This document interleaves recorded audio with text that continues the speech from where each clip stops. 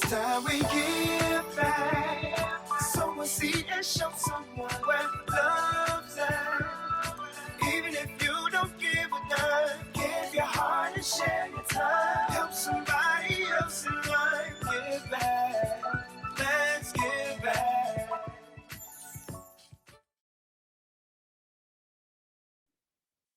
Thank you for joining us for this episode of Ignite, Empower, Transform, where we showcase urban superheroes here in the Bronx and around the world.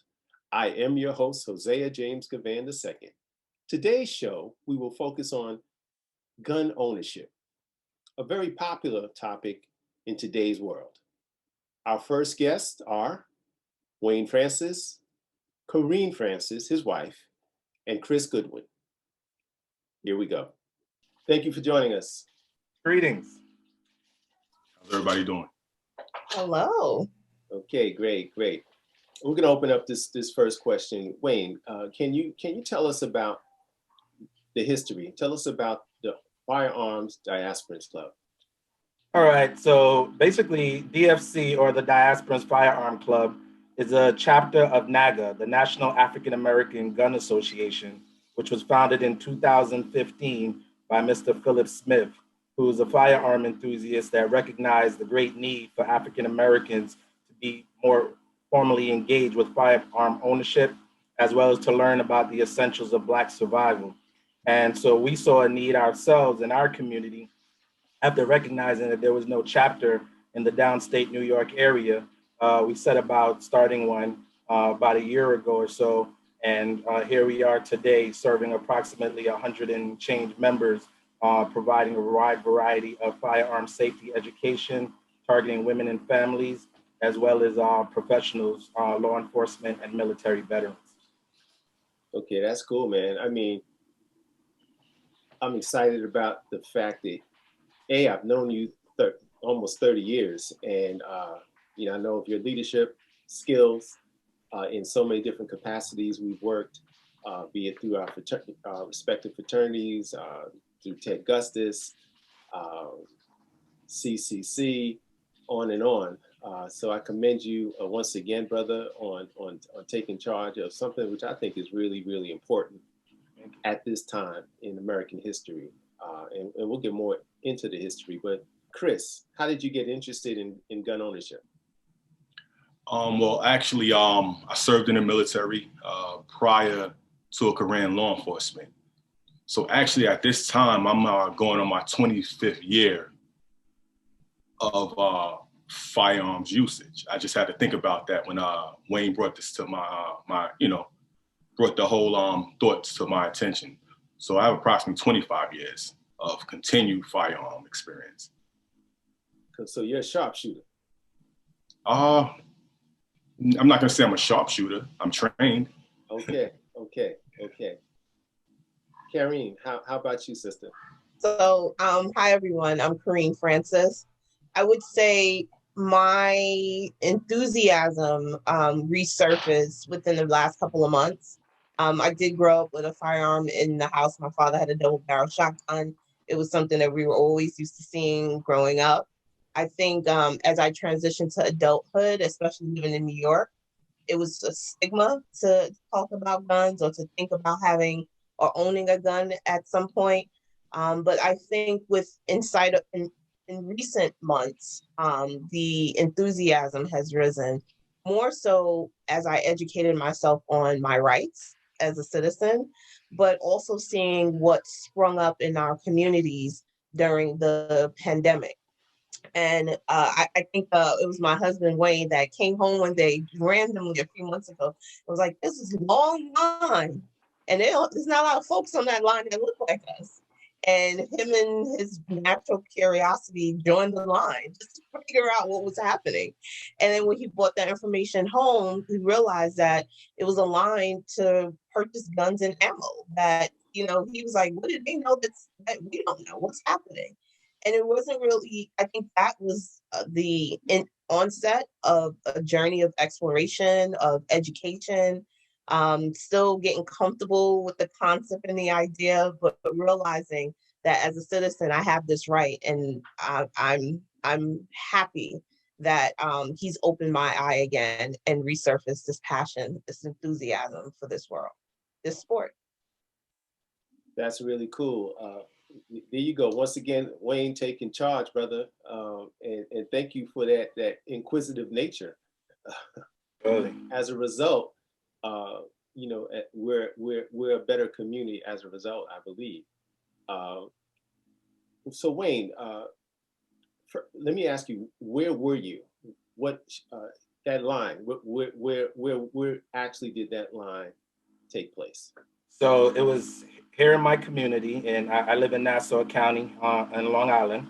And I happened to be going out one day for lunch, one of the few times during the quarantine I was able to get out. I believe this was June of last year, shortly after the murder of George Floyd, that similar to the pandemic starting in March, and then subsequent to that in May, when the murder of George Floyd seemed to have awakened the consciousness of many people in America.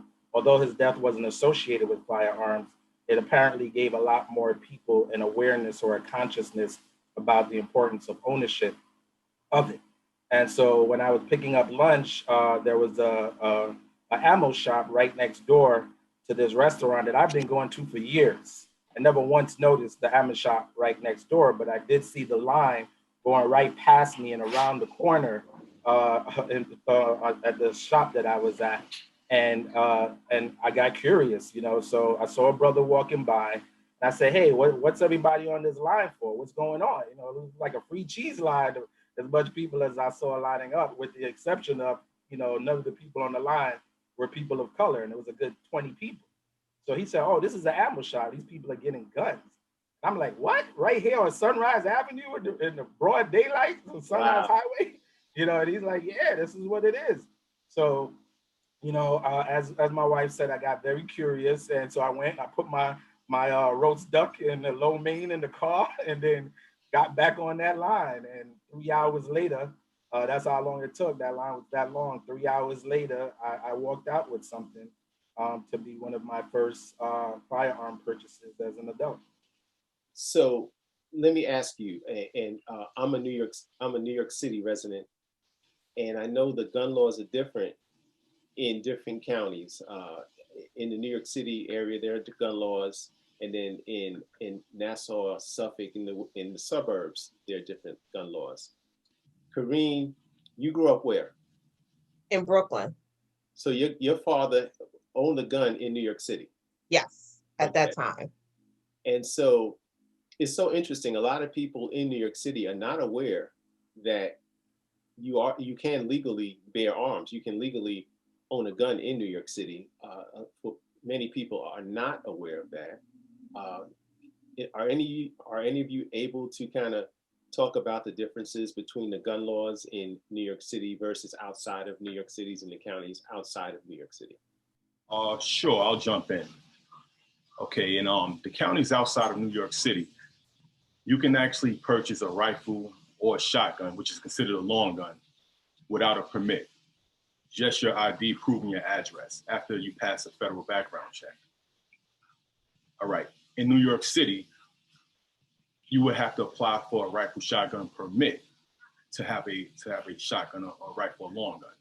Also in New York City and New York State, actually, you have to apply for a pistol permit to have a handgun.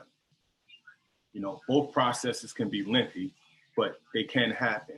And another thing with the pistols or the handguns is that there's several types. You can have a home defense, a pistol for home defense, pistol for business, a pistol for employment, or concealed carry, which is very rare. Usually only law enforcement active and retired would have a concealed carry firearm permit in New York City area. Okay. But, yeah. Okay, well, thank you for that, Chris. We're going to pause for a brief public service announcement, and then we'll be right back. I already knew that I was going to go to college, from a young age. I definitely want to major in political science, become the mayor or something, make the situation better for other people. My name is Justin, and I am your dividend. Welcome back to this segment of Ignite, Empower, Transform. My name is Hosea James Goodwin II, and we are having a very interesting conversation about gun ownership in New York State. We have Wayne Francis, we have Chris Goodwin, and Wayne's wife, Karien Francis. Wayne, when you walked into that gun shop, into that ammo shop, were you considering, as you were standing on that line, all the political ramifications, all the dynamics that was going on in the country at that time? Did that play a part in your decision to go forward? Yes, it certainly did. I had already been weighing the idea. I had conversations with Chris Goodwin as well, being that he was former law enforcement. I knew he was already adept at the subject.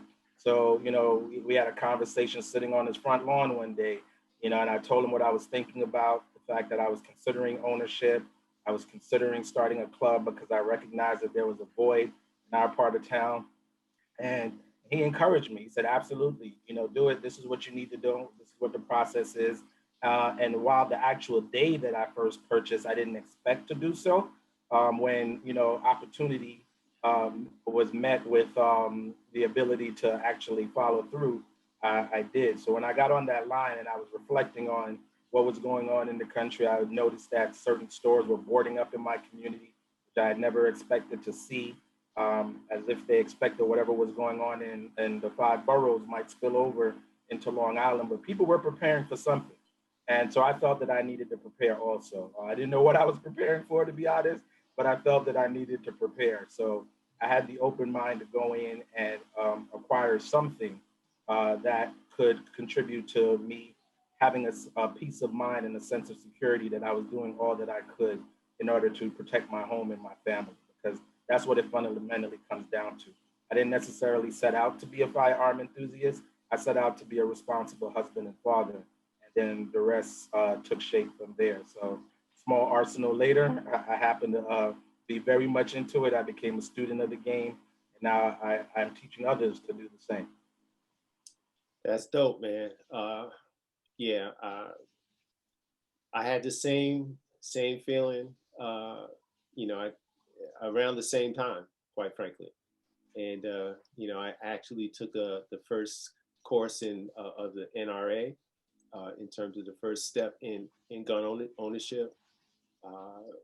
They give you, I guess, the first course is just giving you the general information about guns, the mechanics, how it works, how they work, and then the second phase of that course is actually your first time at a gun range, and squeezing a trigger, a 9mm gun, for the first time was, to me, just it has such an impactful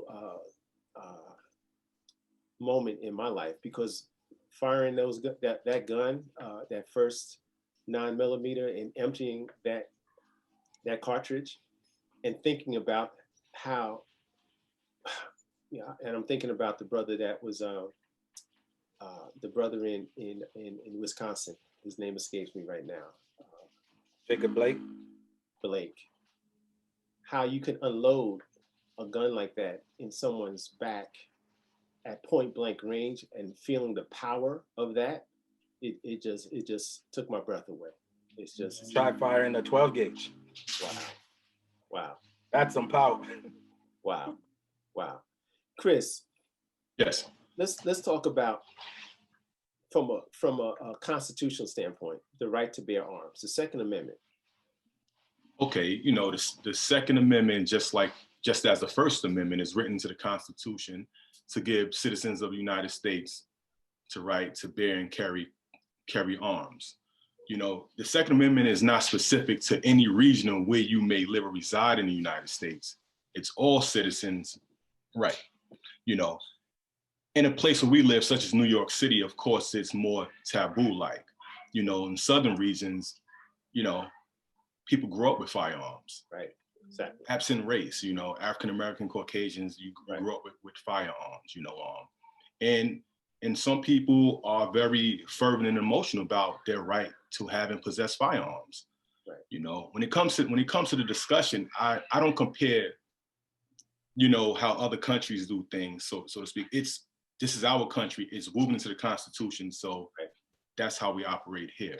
But that's a right that we have here. Okay. And as a result of the dynamics in this country, gun ownership has risen in all communities, right? I remember when I was going for my first gun practice at the gun range as part of that course. The instructor was telling me that there was a shortage of ammo across the country. Absolutely. Across the country, there was a shortage of ammo. And I'm like, my goodness, are people really, to your point, Wayne, people were really gearing up for something. And just the thought that there was a shortage of ammunition, it was scary. I was like, man, are we on the fringe of a civil war? You know, that's people have been talking about it in different parts of the country. That people that don't look like us. This has been a topic of discussion for quite some time, and you know, I don't think it's going to go there. I hope it doesn't, but I do think we should be prepared. You're absolutely right. About 56% of an increase in 2020 alone of African American firearm ownership was the kind of growth that we saw in America. In fact, the two biggest months of background checks since the process started to do federal background checks were in March. We know it started in March, right? Corona. And then in June, which again is the murder of George Floyd.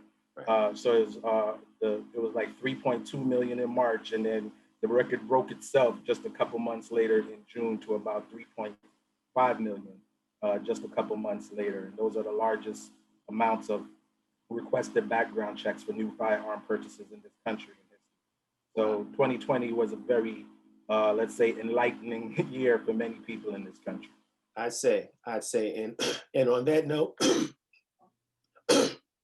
excuse me. And on that note, I want to thank you for joining us, Karien, Chris, and Wayne. You have brought some valuable information to our community, and I truly appreciate you guys. No problem. Thanks for having us. Thank you for having us. I'm We're actually on our way to the range, so we didn't get to enjoy. some of the questions I wanted to get to. So we're going to have you back, and I want to get an update too on where things are in a couple of months. Thank you. Okay, thank you. Happy shooting. Thanks. Get your copy of the Constitution also. Second Amendment. We all have the right. Amen. And after this break, Chef Carl Redding. And I'll see you soon, Dr. Goodwin. This year, patriotism shouldn't just be about pride of country. It should be about love. Remember that to love America is to love all Americans, because love has no labels.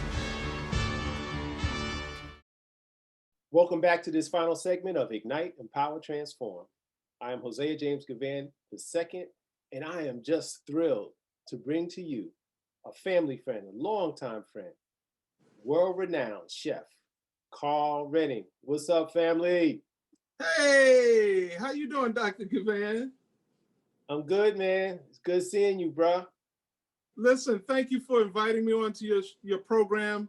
I'm really equally thrilled to be on your program with you. As you said, a longtime friend, a longtime family friend.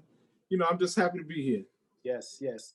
For those that don't know Carl by his name, you will know his restaurant, the restaurant that he created in Harlem, Amy Rules. He is the founder. He was a creator of Amy Rules, and everybody knows about Amy Rules in New York City, around the country, and around the world.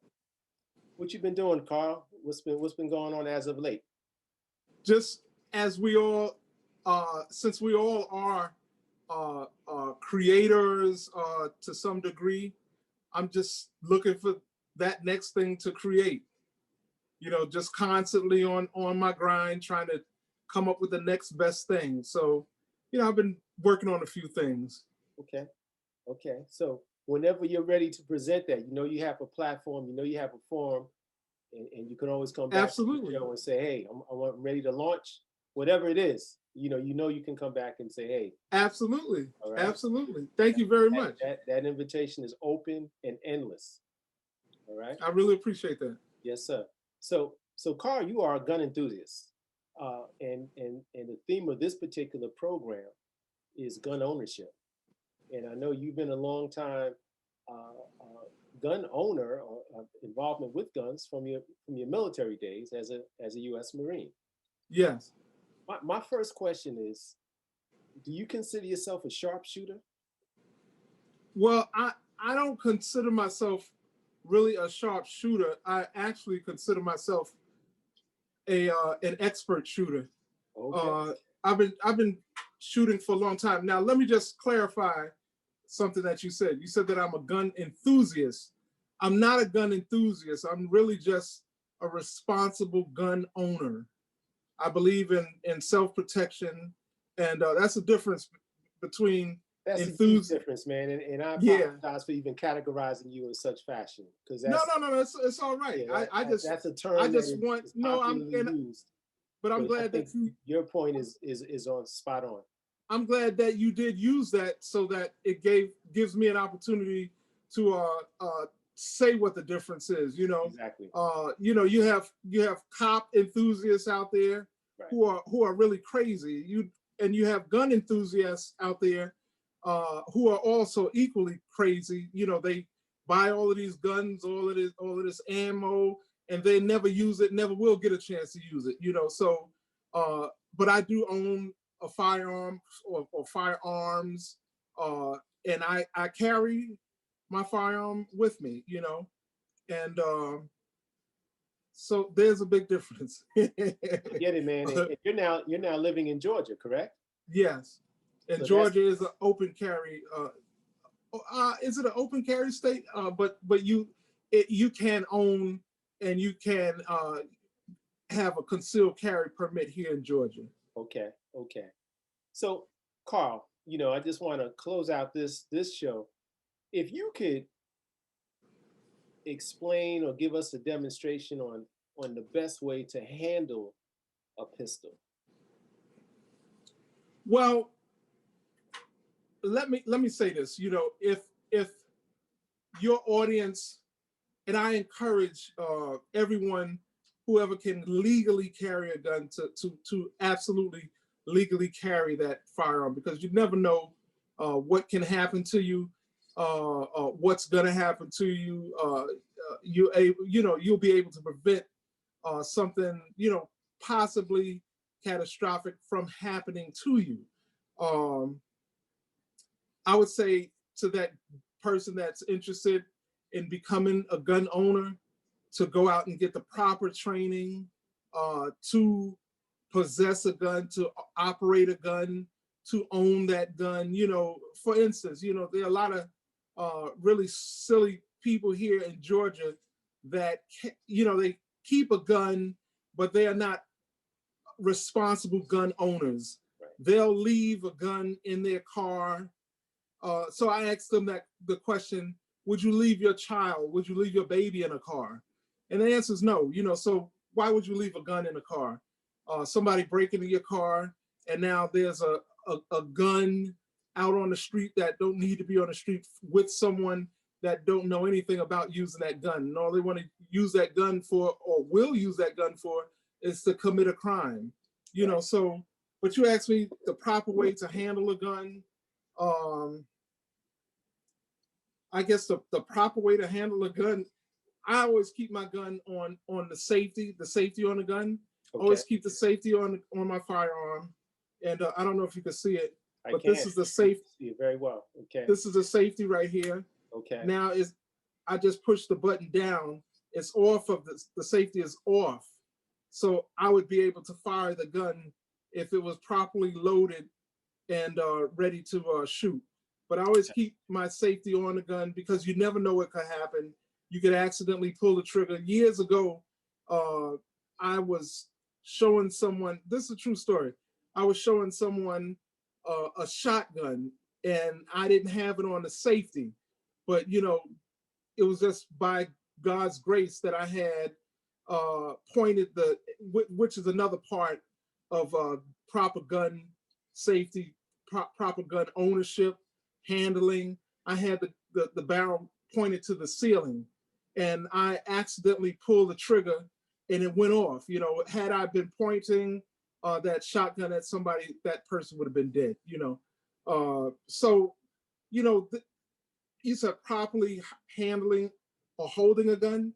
You know what, man? I think what you just shared with us in the time that we have is valuable information. We don't have time, but maybe in our next, because we're going to have a follow up to this program, and we can go into more details about gun safety, because what you're talking about is essential. All right. Right. Gun safety is paramount, and we want to make sure to emphasize we want responsible gun owners, right? And it's Absolutely for the purpose of protection, right? To protect your family, to protect your home. It's really essential that your intentions are good, right? right. So I think you emphasize that. I want to follow up with emphasizing that. And do you have any parting remarks as we close out this particular segment, fam? Well, I just want your audience to always remember, you know, the legality of the guns or firearm. You know, be careful. Make sure that your whatever state or city that you're in, you can legally possess, carry, own a gun. You know, that's one of the first steps of proper, responsible gun ownership. Thank you for And that, man. I appreciate you, family, for taking time to appear on our show, and we will have you back. thank you. See you later, Doctor. All right. Yes, sir. The Second Amendment, the right to bear arms, passed by Congress on September 25th, 1789, and ratified December 15th, 1791, reads as such. A well-regulated militia being necessary to the security of a free state, the right of the people to keep and bear arms shall not be infringed. That is the right of all U.S. citizens. We discussed it this episode in great detail. Thank you for joining us. My name is Hosea James Goodwin. I am your host. And remember, if it's in your heart, do your part. Today's help equals tomorrow's hope. I love our youth. Power to the people.